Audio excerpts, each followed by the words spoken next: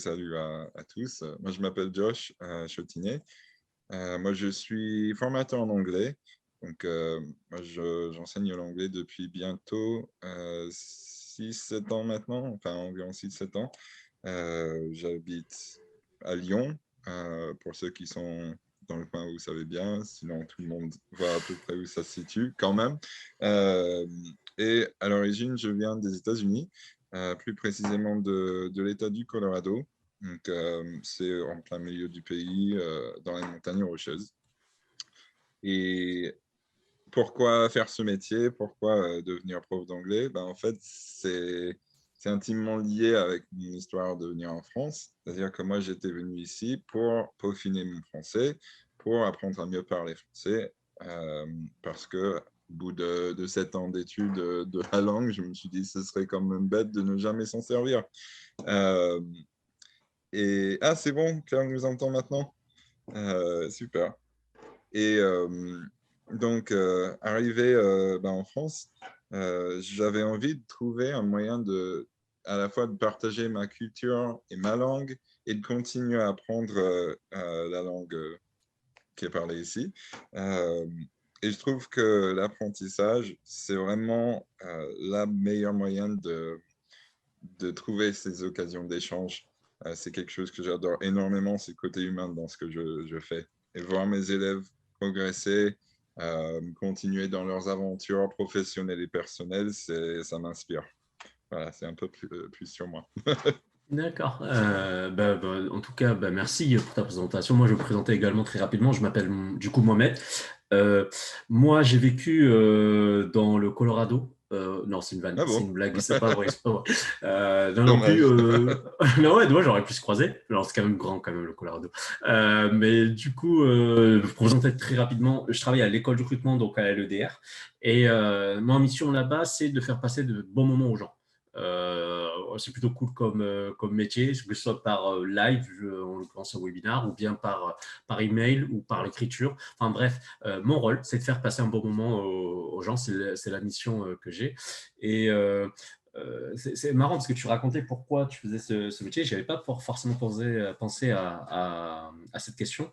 Mais en tout cas, le fait que je sois à l'école de recrutement, du coup, qui est une école, c'est que je suis intimement convaincu d'une chose, c'est que l'éducation, euh, l'éducation, c'est ce qu'il y a entre nous et l'action. On ne fait pas, généralement, on ne fait pas pour deux raisons. Souvent parce qu'on a peur de faire les choses, ou bien parce qu'on ne sait pas.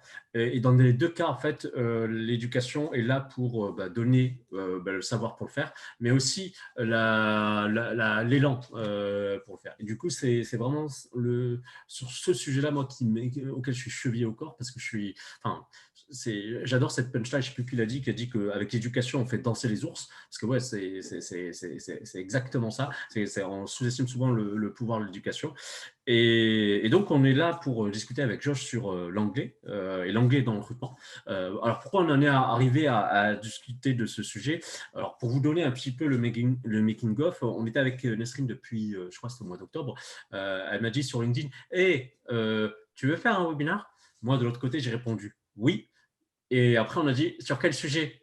Je ne sais pas. Et en fait, on a assez mûri. Je sais que Nesrine est beaucoup revenu pour essayer de trouver un sujet qui puisse être intéressant pour que moi, je puisse apporter mon éclairage de recruteur et que Georges puisse apporter, lui, son éclairage de prof d'anglais.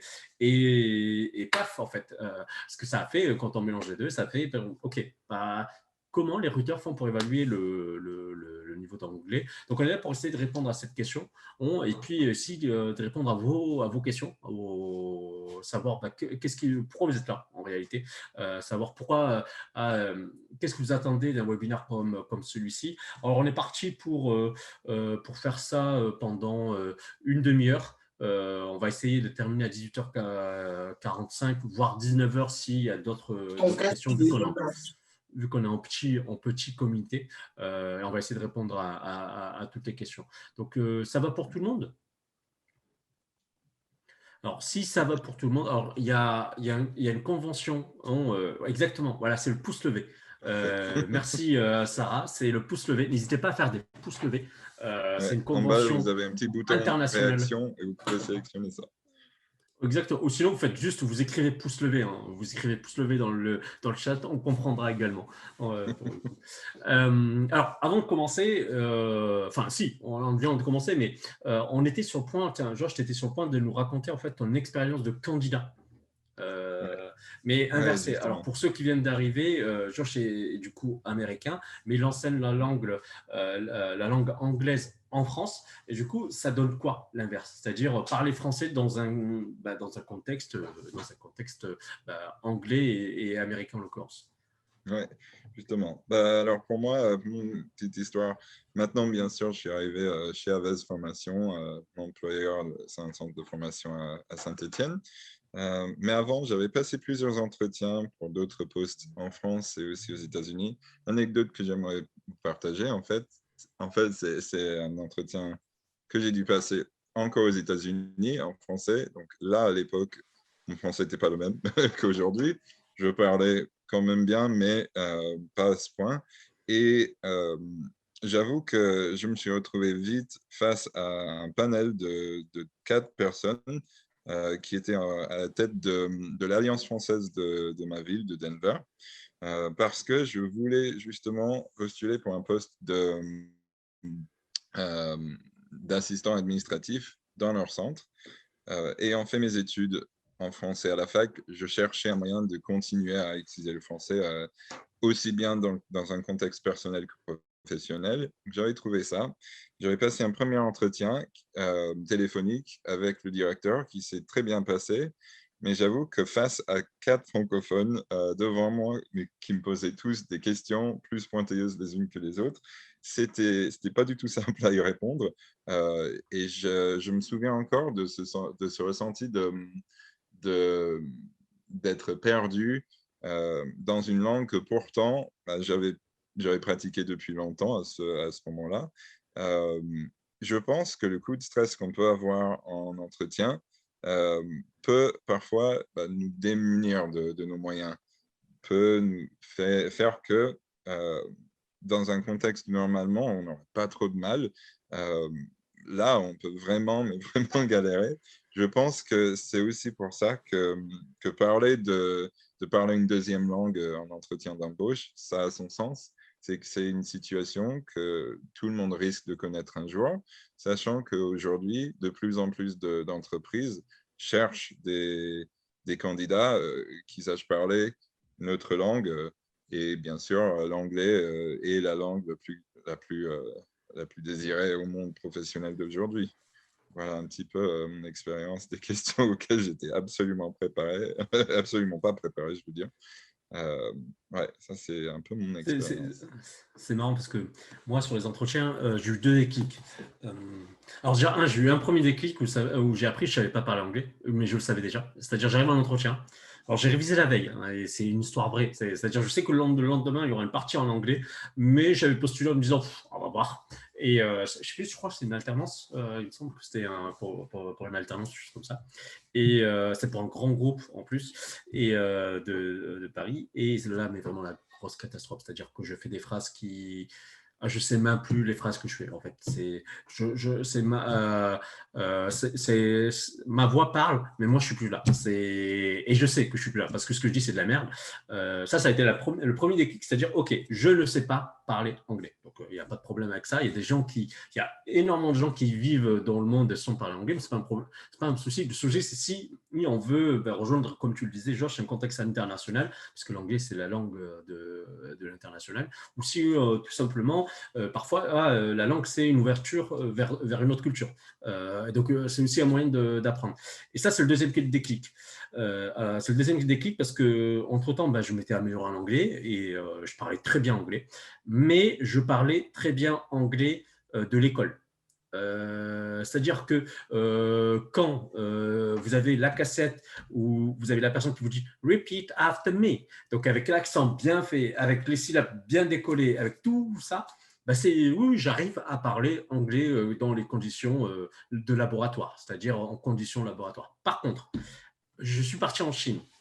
Et je suis parti en Chine et je suis allé bosser là-bas notamment pour organiser un séminaire RH en l'occurrence. Et ben, du coup, je parlais pas chinois, effectivement, mais je parlais anglais. Et les Chinois aussi parlent anglais. Et pour moi, c'était du japonais. Je ne comprenais rien, hein, à ce que disaient les Chinois en anglais. Déjà, je ne sais pas pourquoi, mais tous les Chinois, ils n'ont pas l'accent français quand ils parlent anglais.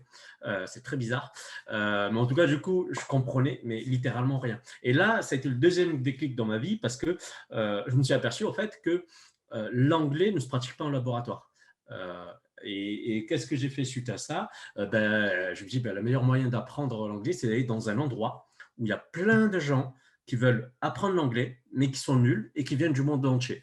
Et bon, pour mon cas, j'étais parti à Londres. J'étais dans une école à Londres où il y avait des Coréens, des Espagnols, il y avait de tout. Et j'étais en pure immersion. Et c'est là, au fait, que déjà, ce qui est bien, c'est que vous avez tous le même niveau. Donc, on est tous mauvais. Mais on arrive à se faire comprendre, on est là pour progresser. Ça, c'est la première chose. Et la deuxième chose, c'est que du coup, les Espagnols, j'ai découvert que les Espagnols, c'était le plus mauvais, c'est le plus mauvais à se faire comprendre entre la rota, entre les trucs. Je me demandais comment ils font pour parler, parce qu'en plus, quand ils écrivent, ils sont plutôt bons, pour le coup.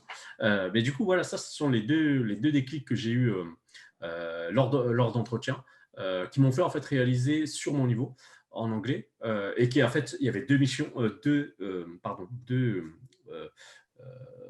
situations, non, je sais pas, deux situations, mais deux manières de voir le problème. C'est-à-dire, la première, c'est qu'il faut savoir ou ne pas savoir parler.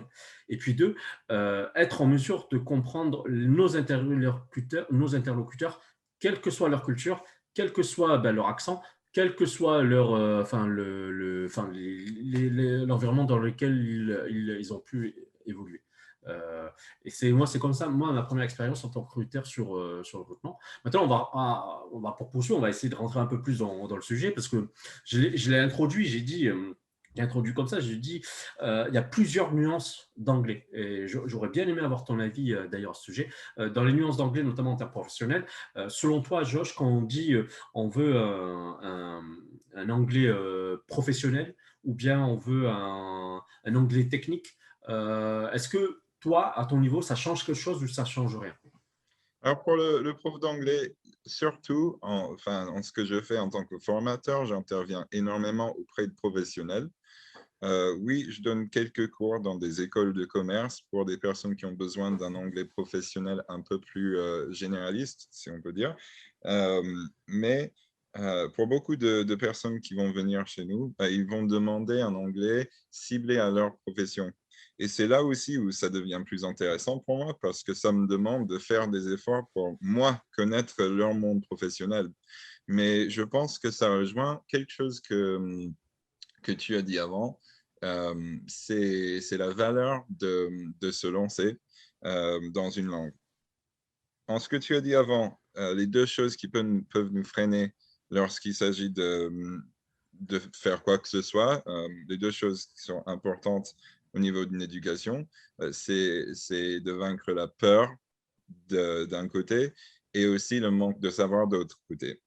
Moi, je considère que mon rôle, quels que soient mes élèves, que ce soit des personnes qui veulent apprendre l'anglais pour leur travail ou pour les vacances, les échanges avec des personnes, le premier obstacle à arriver à détourner ou sinon à surmonter, c'est la peur de faire des erreurs. Beaucoup de monde ici, je pense que même si je ne vous vois pas à travers vos caméras, il y en a beaucoup qui doivent hocher de la tête. On a peur de faire des fautes. On a peur de paraître ridicule, d'avoir le regard des autres qui pèse sur nous, surtout quand on est en public. Et l'une des premières choses que j'essaie toujours de faire avec mes élèves, c'est de les remettre, de les reconforter vis-à-vis de leur niveau. Moi, je commence toujours par une petite anecdote. Moi, qui viens des États-Unis, en France, même en tant qu'assistante de langue au début, moi, j'arrivais devant une classe d'élèves qui baragouinaient, mais qui arrivaient à communiquer un peu avec moi. Et je leur dis, votre niveau en anglais, c'est 10 fois supérieur à notre niveau en français ou en n'importe quelle autre langue aux États-Unis. Donc, tout est relatif. Vous êtes capable de communiquer. Et après, c'est là où certaines personnes vont avoir un déclic. Pour d'autres, il va falloir qu'ils pratiquent un peu plus. Et je pense que dans tous les cas, le plus important, c'est de se lancer, c'est de pratiquer à parler en anglais ou n'importe quelle autre langue, histoire de se voir, de un, confronté à des situations où on ne sait pas réagir, et de deux, de se retrouver dans des situations où on a besoin de communiquer et on va trouver les moyens. Ça va peut-être pas être des phrases parfaites au début, mais ce qui est intéressant, c'est de gagner des heures et des heures d'expérience qui nous permettent de voir où sont nos lacunes. De mon point de vue, pour répondre plus précisément à ta question, ce qui va changer, que ce soit un anglais technique ou pas, c'est les sujets que je vais aborder. Est-ce que je vais parler avec quelqu'un de leurs tâches au travail, de ce qu'ils font et de leur faire entrer dans le détail pour essayer d'expliquer, pour essayer d'apporter un peu de vocabulaire spécialisé? Est-ce que ça va être dans un contexte de quelqu'un qui a la réception, qui a besoin de pouvoir accueillir des gens? Parce que des différentes compétences sont requises pour différents boulots. Et donc, c'est quelque chose, c'est une de mes astuces, c'est vraiment de faire l'inventaire de quels sont, dans un poste où vous aimeriez vous trouver un jour, quelles sont en fait les compétences requises en termes de maîtrise de l'anglais.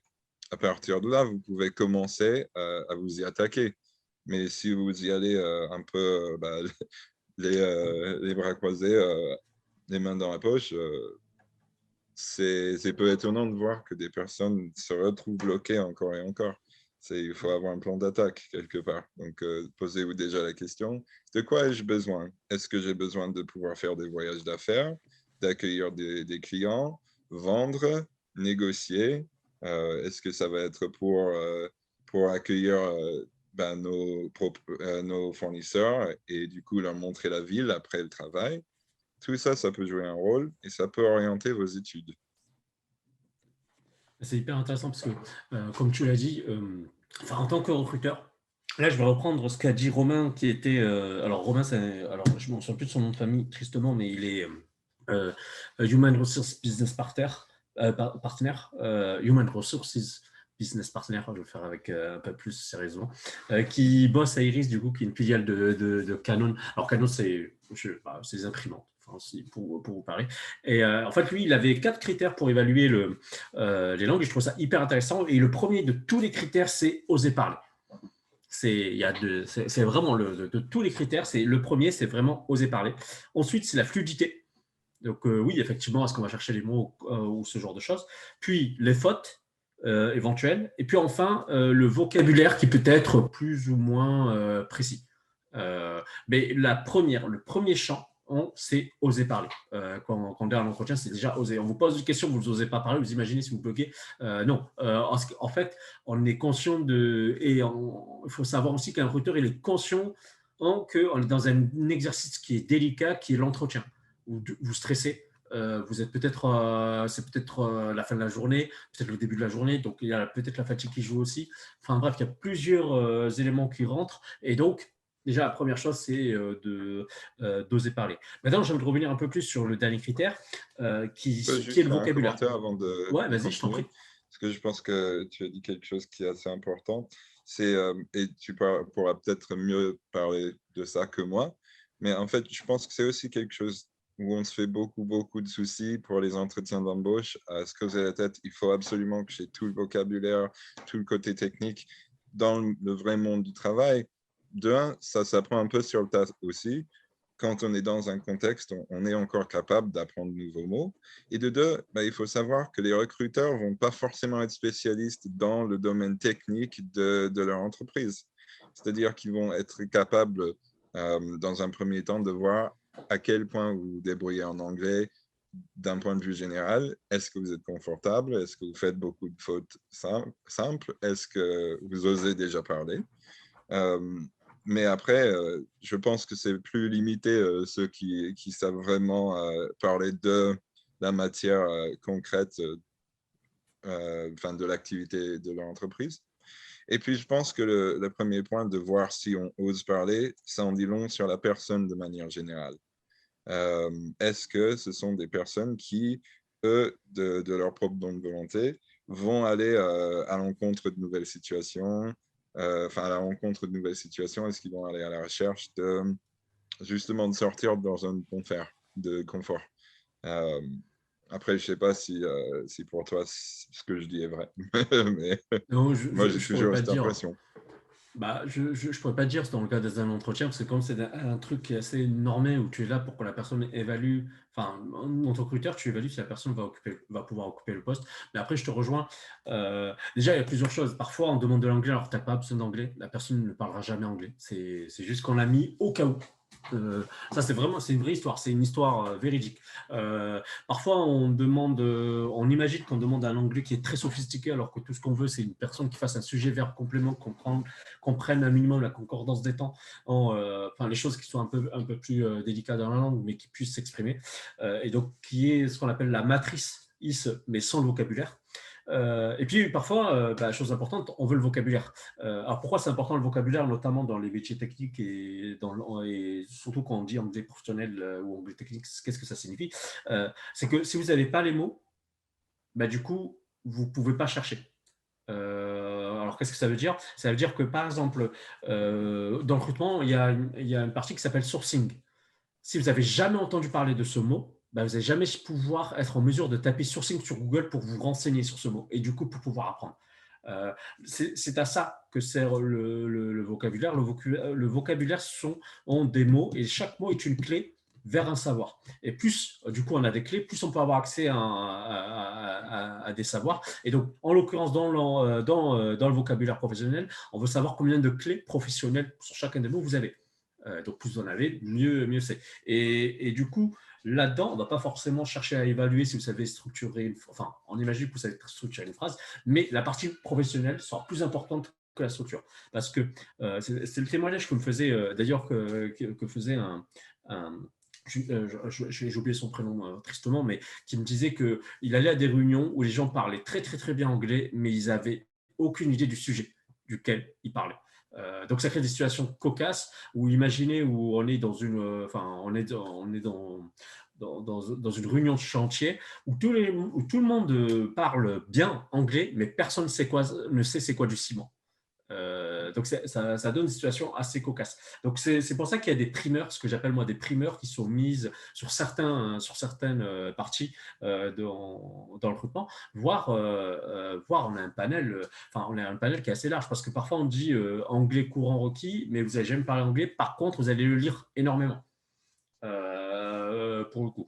Et il y a des gens qui savent lire anglais, mais ne savent ni parler, ni l'écrire, pour le coup. Donc, il y a vraiment ça à savoir dans le recrutement. Et vous aussi, ça peut être un moyen de challenger les recruteurs, savoir quelles sont les attentes à travers l'anglais. Quelles sont les attentes qui sont données sur le poste, surtout que pour vous, alors admettons que vous avez un niveau bilingue en anglais, donc que vous pensez même en anglais. D'ailleurs, c'est comme ça qu'on reconnaît une langue maternelle, c'est que quand vous pensez en anglais. Moi, ma langue maternelle, c'est le français, parce que moi, quand je pense en français. Donc là, c'est pareil. Si vous êtes bilingue au point où vous pouvez avoir des pensées en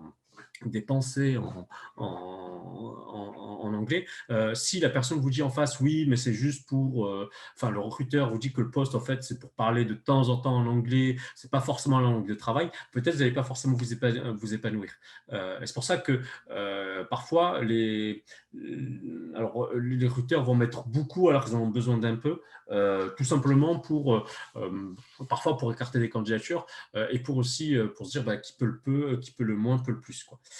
Alors, c'est ce qu'on me reproche de trop réfléchir en français pour chercher le vocabulaire anglais. Faut que Oui, je te rejoins, c'était pareil. C'est traduire. En fait, j'avais dans ma tête Google Translate. C'est-à-dire que je me faisais la phrase en français dans la tête pour ensuite la retransformer en anglais pour ensuite la dire. Et du coup, je cherchais au début mes mots. Et c'est très dur, du coup, d'avoir un cerveau anglais et un cerveau français. Mais en tout cas, je te rejoins sur ton expérience. D'ailleurs, C'est ouais. c'est quelque chose enfin, de très, très répandu. Enfin, c'est la première revendication de la plupart de mes élèves, c'est comment je fais pour que ça devienne automatique, comment je fais pour commencer à ne plus chercher mes mots. Ça vient avec le temps. Enfin, Bah, j'aimerais bien pouvoir mais il n'y a pas agir de baguette magique. Mais une c'est baguette comme. magique, voilà, pour, pour donner le savoir aux personnes, mais c'est pas ça, ça vient avec de la pratique et du temps. Mais je pense que quand C'est comme on... conduire, hein.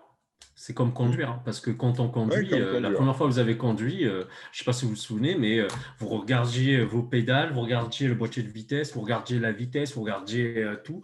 Et bah, à force, maintenant, bah, vous n'avez plus besoin de regarder où sont les pédales, vous n'avez plus besoin de savoir bah, si vous avez mis la bonne vitesse. Bah, en fait, ça devient un automatisme. Et du coup, après, c'est de l'apprentissage. Alors, pourquoi au début, c'est difficile? Parce que ça va occuper ce qu'on appelle la zone d'attention. Et l'objectif, c'est que ça devienne de la mémoire. Et la chose qui travaille l'attention et qui ensuite devient la mémoire, la seule moyen de transformer de l'attention en mémoire, c'est de faire, jusqu'à ce que on fasse les choses de manière, enfin, quasiment en fermant les yeux, pour le coup. Ça, c'est Euh, quelque chose où, enfin, c'est pas pour faire de la publicité pour les centres de formation ou rien, mais c'est vrai que dans ce genre de circonstances, si on a peur d'avoir l'air de quelqu'un qui ne sait pas parler anglais parce qu'on réfléchit trop, trouver un groupe de discussion, avoir des cours collectifs avec d'autres personnes avec qui on discute beaucoup, ça aide énormément les gens et de prendre confiance en eux, mais aussi à commencer à créer ces automatismes. Parce que c'est vrai que dans un premier temps, c'est pas donné. ouais, totalement. Carrément. Tiens, ça me permet. Alors, vous êtes là. On est là depuis maintenant une petite. Enfin, ça fait bien 37 minutes qu'on est là. Enfin, on est à peu près. Parce qu'on a commencé un peu plus tard, donc vers quart. Donc là, je sais pas combien de temps on fait. Voilà. Je sais pas pourquoi j'ai cherché à calculer. Mais en tout cas, j'avais une question à vous poser. Bon, monsieur est tombé. Quelles sont les questions qu'aujourd'hui vous vous posez à travers l'entretien en anglais? En l'occurrence. Je pense, vous pouvez mettre là en commentaire les questions auxquelles vous aimeriez bien avoir aujourd'hui une réponse, ou même là à la fin de l'heure pour que on puisse vous répondre, Josh et moi. Donc on va attendre quelques secondes que vous puissiez écrire. Et pendant ce temps, ça me permettra de vous dire qu'en fait, il y a deux manières d'évaluer, nous, les recruteurs, on a deux manières d'évaluer l'anglais des candidats. Alors on a la manière, dirais-je, par les quiz. Enfin pas les quiz, pardon, mais Les tests, les les tests en examens. ligne. Ouais, exactement, les tests en ligne. Il y avait Easy Speaking en l'occurrence, qui est de savoir, on va essayer d'évaluer votre compréhension verbale, votre compréhension orale, votre vocabulaire Et également. l'expression orale et écrite aussi, il me semble. Oui, oui aussi, il y a aussi l'expression écrite, effectivement. Donc ouais, on vient balayer tout avec les tests techniques. Après, le deuxième, c'est on va discuter avec vous. On va vous demander de parler de vos expériences en anglais ou de vos expériences en, dans vos hobbies, pardon, dans ce genre de choses. Et du coup, ça va être plus sur ce qu'on va juger davantage, ça va être le conversationnel, mais on va bien sûr retrouver les 4 points dont je vous parlais, c'est-à-dire l'audace, avoir osé parler, et puis la fluidité, les fautes, et puis également le vocabulaire. Ça, c'est vraiment les deux. Maintenant, pour un recruteur, quels indices font qu'on va avoir un a priori positif sur votre anglais? Il y a tout ce que les TOEFL, TOEIC, ce genre de choses. Donc forcément, ça joue. Il y a vos séjours, si vous mettez des séjours à l'étranger, notamment dans des pays anglophones. Ça va jouer. Ce qui va encore plus, mais encore beaucoup plus jouer, si vous mettez votre CV en anglais. Pour un poste où on demande l'anglais, forcément, si vous le mettez en anglais, du coup, oui, ça va beaucoup plus jouer. Surtout si c'est des expériences, où l'anglais était requis également, pour le coup. Donc, ouais, il y a à peu près tous ces éléments-là dans le recrutement. Alors, quel niveau acceptable pour un bon niveau d'anglais? Aujourd'hui, alors j'ai une question de Sarah qui dit aujourd'hui, quel est le niveau TOEIC acceptable pour un bon niveau d'anglais? Alors, je ne pourrais pas te répondre. Je pense que je vais laisser Josh Oui, répondre. je pourrais peut-être mieux y répondre que toi. Après, je n'aurais pas l'expérience de dire en tant que recruteur, je sais qu'on cherche toujours des candidats qui annoncent un score tel ou tel. Moi, je peux un peu décortiquer ce que c'est qu'un score TOEIC, en tout cas. Euh, donc, les scores TOEIC il y a une corrélation entre le score TOEIC et ce qu'on appelle le CERL, soit le cadre européen de référence des langues. Donc, c'est le système qui est utilisé. Vous avez peut-être déjà entendu, j'ai un niveau A1, A2, B1 en anglais. En fait, à savoir que lorsqu'on atteint un niveau, on va dire, B2, là, on commence à avoir des compétences réellement élevées.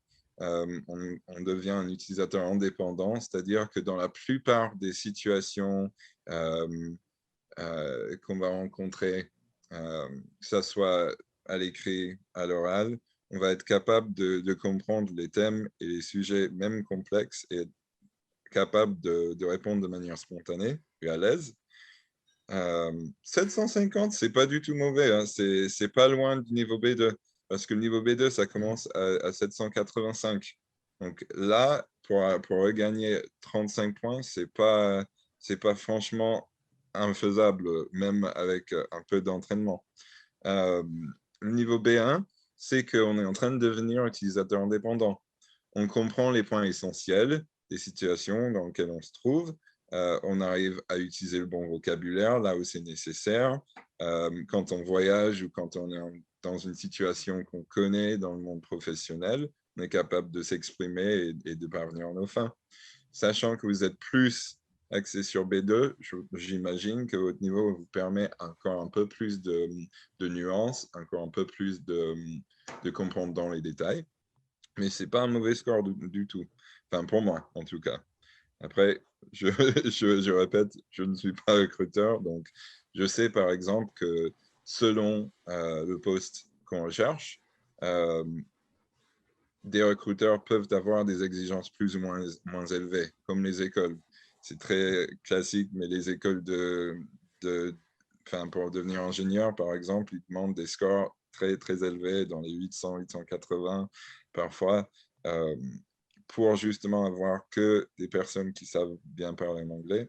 Mais je pense que pour la plupart des entreprises, les attentes ne sont pas aussi élevées que ça, juste de par la nature du travail.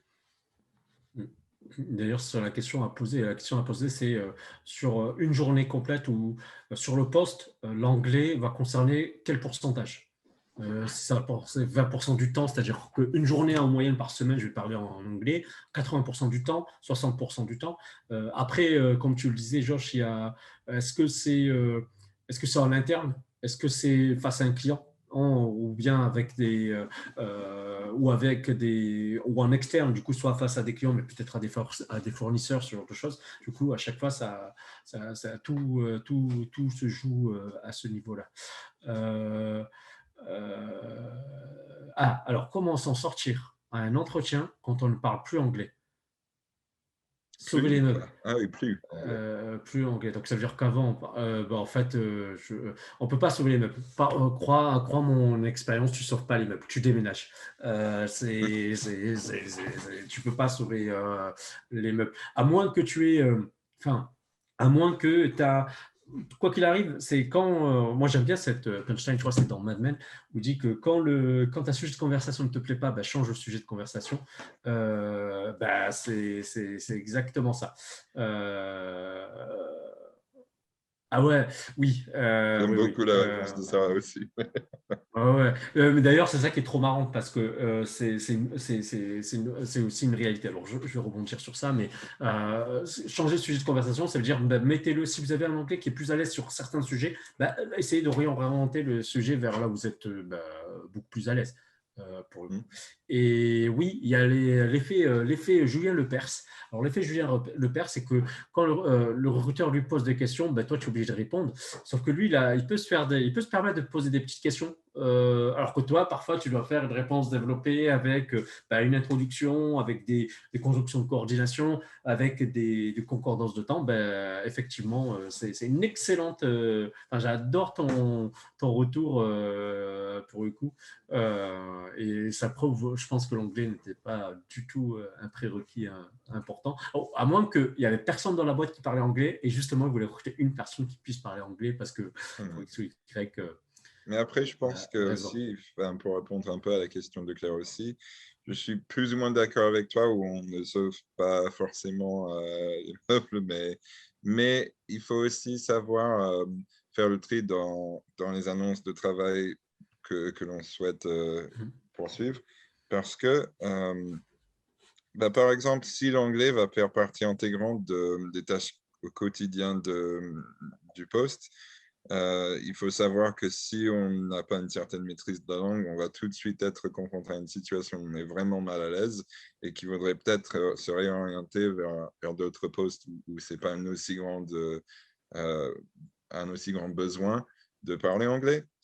Mais par contre, en se basant sur, par exemple, bah, le site web de l'entreprise, l'annonce en soi, où on peut commencer à apprendre un peu plus sur les valeurs de l'entreprise, sur les exigences du poste, je pense que ça nous permet aussi parfois de mieux comprendre les vrais besoins. Et peut-être aussi, quand on est en entretien déjà, quand la personne vous demande de parler en anglais, de reposer la question de savoir à quel point c'est important et pour quelle tâche. Et aussi d'essayer de se vendre sur d'autres points et pour montrer que j'aurais peut-être pas cette compétence-là, mais j'ai beaucoup des autres compétences que vous recherchez, sachant qu'en recrutement comme en tout, on trouve rarement quelque chose de parfait. On trouve rarement tous les critères qu'on recherche au début. Est-ce que l'anglais, ça fait partie indispensable de ce qu'on recherche ou est-ce que c'est quelque chose qui serait un petit plus, mais qu'en sachant bien vendre son profil, on peut quand même y parvenir? Totalement. Et d'ailleurs, je remercie Nesrine qui a partagé une liste de mots, de vocabulaire qui peut être utile en entretien. Donc, n'hésitez pas à aller le consulter. Du coup, on ne va pas tarder à se laisser. Et, enfin, si, Josh, voilà, si tu devais résumer euh, une seule idée, tu vois, si il devait repartir avec une phrase ou une idée de cet échange qu'on a eu tous ensemble, tu dirais quoi? Moi, je dirais que, sachant qu'on a au final seulement deux grandes manières d'évaluer l'anglais des candidats, et qu'une de ces manières, qui est plus parlante pour tous, c'est l'échange, de se développer à l'oral et de pratiquer, ça peut nous apporter beaucoup de progrès, et qu'il faut en tout cas se préparer à l'avance pour être mieux face aux éventuelles questions du recruteur. Euh, je dirais ça comme ça. Qu'est-ce que tu ajouterais? D'accord. Bah, moi, en fait, je te rejoins. L'important est dans le progrès. L'important est dans le progrès. C'est pas la perfection qui compte. Et d'ailleurs, la perfection, c'est une hypnose. Ce qui compte, c'est de progresser. Si chaque jour vous progressez en anglais, bah, un jour vous arriverez. Enfin, peut-être que vous avez croisé des recruteurs un peu trop tôt. Et c'est juste, ça veut juste dire ça. C'est que dans votre courbe d'apprentissage, vous avez croisé des recruteurs qui n'étaient pas prêts encore à vous entendre pour votre anglais, éventuellement. Surtout si c'est les contextes internationaux qui vous intéressent ou les échanges interculturels, ce genre de choses qui peuvent vous intéresser. Donc retenez vraiment ça, c'est que la perfection est une hypnose dans ce cas-là et que l'essentiel est vraiment dans le progrès. L'important, c'est de progresser. Pour le coup. Et comment on peut progresser? En parlant anglais, en discutant, ou bien en suivant des formations comme celle que propose Josh. Enfin bref, ce genre de choses. Regardez, alors en sous-titre anglais, ça fonctionne bien pour le vocabulaire Mhm. Oui, exactement. Et même pour Et aussi faire pour travailler la son oreille. compréhension orale. faire travailler son oreille pour l'anglais, ouais, c'est vraiment pas mal pour le coup. Je ne sais pas si on a répondu à toutes les questions. Je ne sais pas si vous avez des questions. On va se laisser encore une petite minute et puis En pour répondre attendant, moi, j'aurais un petit éventuellement. truc à ajouter aussi. Ouais, je t'en Je prie. pense répondre à la question de base de Nesrine, s'il y avait une liste de mots où c'était peut-être Bah, je elle a mis perds, la je sais liste juste en plus. bas, du coup. Nesrine, est-ce qu'il y a une petite liste de vocabulaire? Oui, oui, d'accord. Euh, alors, moi, si je devais vous faire quelques recommandations en termes de points, de points de concentration pour vos études linguistiques, enfin, pour essayer de vous améliorer en anglais, d'après ce que j'ai vu en faisant des entretiens blancs avec mes élèves, moi, je vois beaucoup de personnes qui vont utiliser de faux amis comme si c'était de vrais mots en anglais. Donc, il faut savoir que certains mots ont d'autres sens en anglais et que savoir les retrouver, même une petite recherche sur Google, faux amis français-anglais, ça peut aider. Mais des mots, par exemple, comme le mot society en anglais, qui ne veut pas dire une société en français, mais plus la société, la communauté de manière générale. To apply, qui veut dire bien sûr appliquer, mais aussi c'est le mot pour postuler. Euh, euh, Quand on parle d'un poste en anglais, on ne dit pas post, mais a position, des petits trucs comme ça qui peuvent facilement vous trahir, euh, mais quand on le sait, quand on sait placer le bon mot, ça donne énormément à votre fluidité et ça représente aussi une meilleure maîtrise de la langue. Et d'un point de vue grammatical, euh, je pense que ça, c'est vrai pour les entretiens de manière générale. Il faut être concis. Il faut savoir, par exemple, structurer ses réponses. Si on parle de ses anciennes expériences, par exemple, parler de la situation, de la tâche à réaliser, de notre action et du résultat qu'il y avait eu. Donc, notamment, c'est une méthode qui s'appelle la méthode STAR, donc pour étoile, pour les 4 points. Euh, Utiliser ce qu'on C'est appelle des situation, phrases. Ouais. tâche, action et résultat. Oui, voilà. Pour les gens qui ne savent pas l'acronyme, STAR, c'est situation, tâche, action, résultat. Et ça, vous pouvez l'utiliser aussi bien en anglais, mais en vrai, si vous structurez toutes En vos toutes les réponses langues. Hein. dans l'entretien, vous vous en sortirez énormément. Et Mm. beaucoup bien. Peut-être que j'ai 30 minutes à 1 heure avec Josh en anglais. euh, et puis, d'un point de vue grammatical, je dirais que si vous voulez avoir l'air plus confiant et de mieux pouvoir enchaîner les phrases, je dirais que les mots qui permettent de faire le lien entre différentes phrases, ça aide beaucoup. Donc, tout ce qui est conjonction, de savoir comment on dit cependant, or, de plus, ces petits mots pour cette raison, enfin, des mots qui permettent de suivre le flux du discours. Ça aide beaucoup et on entend beaucoup de petites fautes là-dessus. Par exemple, on apprend tous les mots indeed et moreover à l'école. Moreover, c'est un mot qu'on n'utilise pratiquement jamais à l'oral en anglais. C'est mieux de dire in addition ou also ou euh, in addition to that. Et pour le indeed, bah, ça, c'est un mot qui est juste surutilisé par les personnes qui apprennent l'anglais, où il vaudrait mieux dire actually ou as ou given that, une autre construction qui serait mieux placée dans ces contextes. Donc, se focaliser sur comment connecter, enfin, comment faire le lien entre les phrases et ne pas tomber dans le piège d'utiliser des faux amis. Pour moi, c'est deux choses essentielles. Top. Merci beaucoup. Merci à tous et à toutes surtout. J'ai l'impression on était les deux seuls mecs, c'est plutôt cool.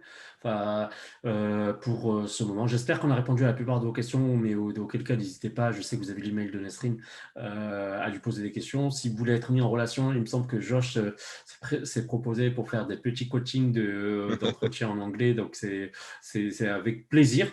Pour ma part, du coup, je vous retrouverai à l'école du recrutement.